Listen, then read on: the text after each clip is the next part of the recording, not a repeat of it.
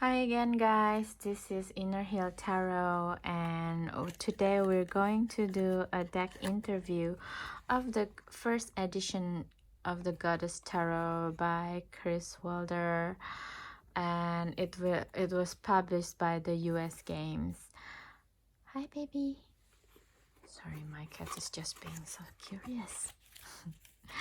So yeah, if you wondering what kind of crone energy of the feminine or the feminine energy that you want to use during the winter months to have gain more insight, probably this I would say this is an underrated deck actually because I think even though this is not really a beginner deck, I get that, but it's really impart a lot of wisdom, and I think this deck is suitable to have a past life reading.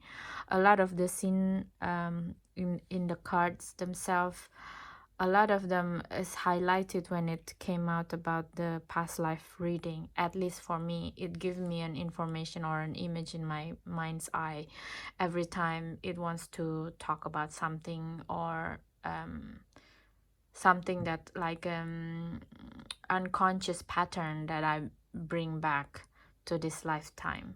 So therefore I think it's a great deck to work with this energy. Okay, so without further ado, I will put this little white book out. So without further ado, let's see how well this deck shuffles. And as you see, this is not a standard tarot size deck like a normal tarot Los Carabeo deck. You know, it's more like oracle deck size, if you will, which is really nice. And it shuffles, riffle shuffle quite nicely. I don't do riffle shuffle in force, you know. I prefer to make the card is like jumbled all over the place, but I think for this card it's not very necessary because it shuffled quite nice, and I just do it several times. As you see, it's, you know, it's quite neat. Okay, so let's do the interview.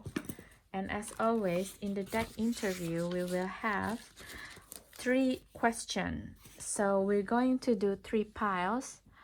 First pile will be with this Atlanticide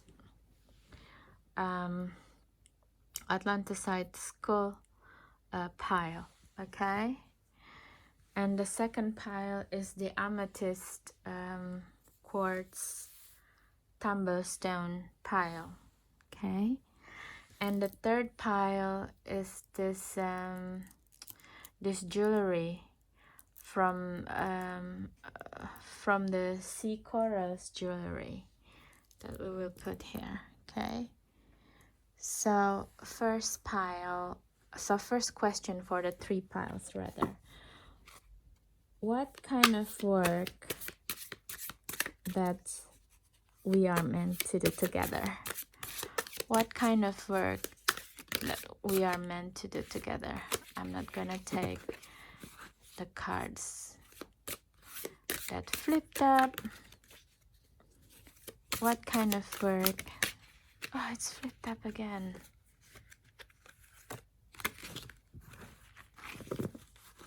Okay, let me shuffle again. Spirit guides, spirits of this deck, please help us today, and please let us know. You see what I mean? Working with this deck is very interesting energy, and maybe the next one that came out, if it's come out again flipped out, I will take it. Okay, first question, what kind of work, okay, what kind of work are we meant to do together? I will take it then. The next 2 piles, please, Spirit. What kind of work are we meant to do together?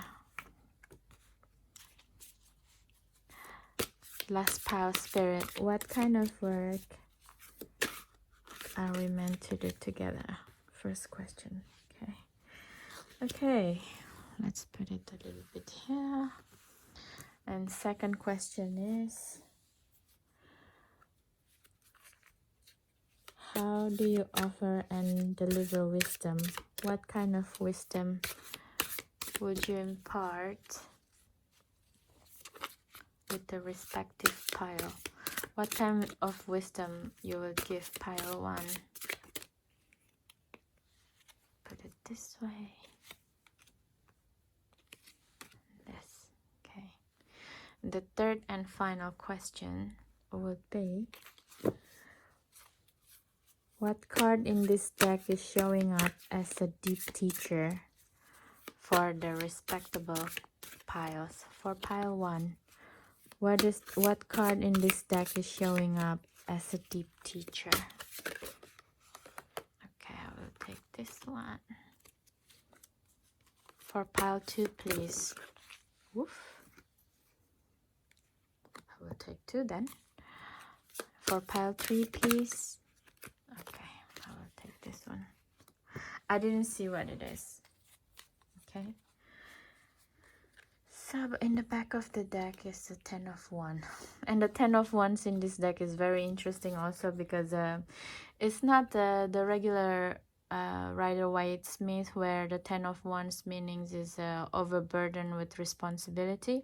But as you see this one in here, the 10 of Wands is more like the extension of the race. So every responsibilities and ideas is the extension of the sun itself, the sun energy itself. So yeah, it's quite an interesting deck actually, because it's not really Rider-Waite-Smith clone, even though some of the imagery does quite similar to Rider-Waite-Smith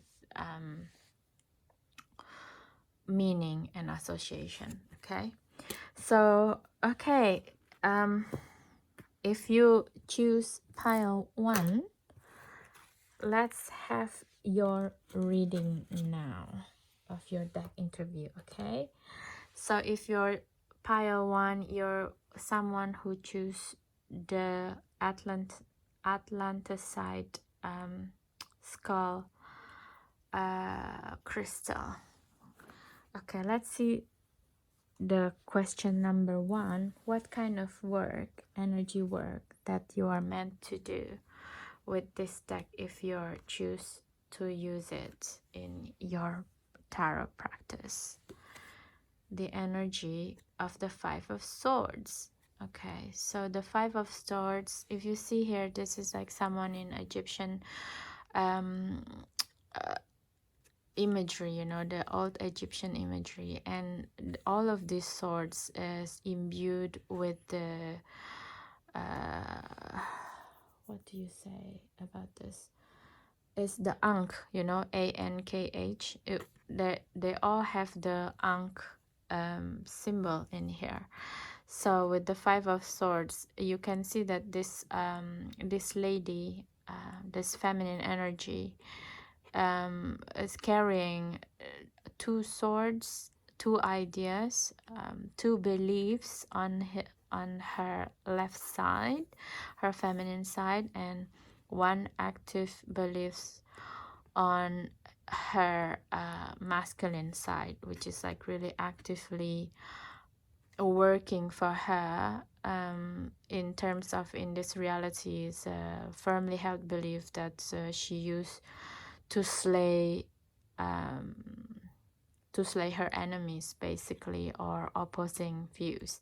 And these 2 other swords are 2 other views that lost, you know, that, and her enemies fled already. So this is the energy that you meant to work with this deck, if you so choosing, is the energy on how to overcome the so-called enemy energy and ideology and beliefs, you know, how to overcome this, or how to solidify your idea about yourself, basically. Okay. And the number 2 question is, what kind of wisdom are you offering, dear Goddess Tarot, if the pile 1 chooses so to work with you? Oh, the 6 of Wands. This is a very, very, yeah, victory, the wisdom of victory. Okay, so so the Wands is, let me see, which suit is this? The Wands. The Wands is the Freya. So it's from the Norse wisdom. Freya is the goddess who, above all, you know, very appreciate freedom for herself. You know, this Disney movie Brave, I think Brave, with this girl with her really wild red hair, to me it's the embodiment of Freya, and she's so good in bow hunting, which is like a Sagittarius, which is also a mutable fire sign. Everything about that movie is about the fire signs to me. So yeah, the wisdom is, of the question number 2, pile 1, is about what it means, to be the winning side, basically what victory means to you. And it's very interesting because the work that needs to be together is also on winning, right? By the wisdom of your mind, by how, basically this is the energy of outwitting the other people around you, you know, with your mind. But then the wisdom is, when you really win, what does that mean? How can you use this winning streak or the winning situation as a benefit, not just for you but also for people around you? You know, like Freya here, in the Rider-Waite Smith, it's actually a lot of people, but in here she's all by herself. So it's when other people is not around you, you know, you don't have to use your people pleasing. What is winning means to you, actually. So this is the wisdom that the Goddess Tarot wanted to impart to you, pile 1, if you so decided to use this deck. And the final question is, what card of this deck is showing up as a deep teacher for you if you so choose to use it? The 10 of Swords. Oh my god. You see, this is all the Ankh, and this is the sign of Taurus. Yeah, because the Egypt mythology is also started the age of Taurus, where they, even before the age of Taurus, I think. Yeah. Oh my god. So the deep teacher is the 10 of Swords, the idea of the finality, you know. And this 10 of Swords, it's not as scary as a lot of other 10 of Swords, where literally 10 swords is piercing on someone's body. So to me, is the deep teaching is like the finality of things, you know.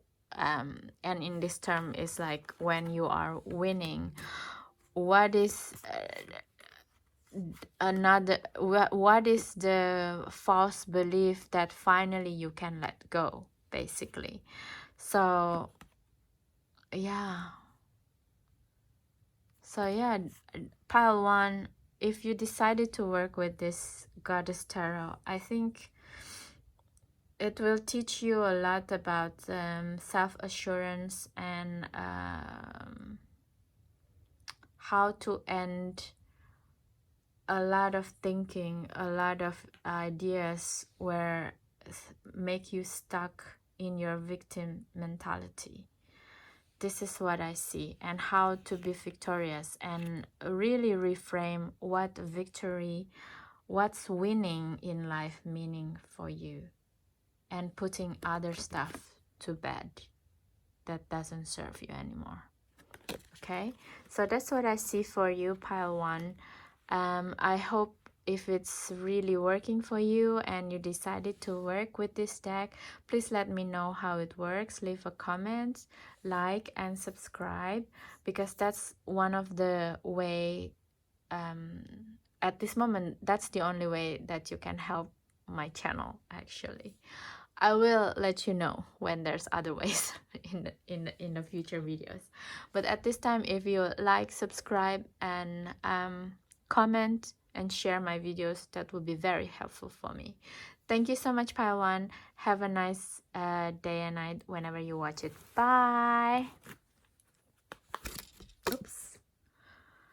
Oh, hello, Pile 2. So you have the extra card, and your Pile 2 in this deck interview, if you choose the amethyst crystal tumblestone. Okay, amethyst is something that working with the third eye chakra, actually.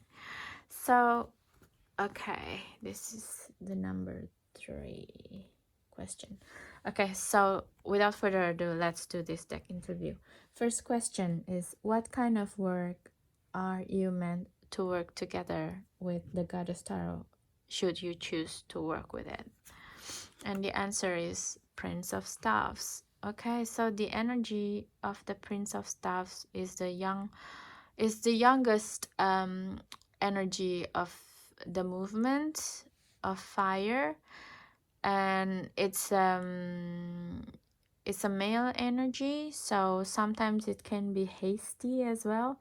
So I have a feeling with this energy that you meant to work together is probably something that when you have an idea of doing something, you're doing it in haste, you know. It feels like it, you see like and also this person is bring the staff in such a assurance, you see, and as an offering also. So it gives me the vibe, the feeling of someone who kind of forced their idea on someone, even though it's not necessarily asked. I don't know.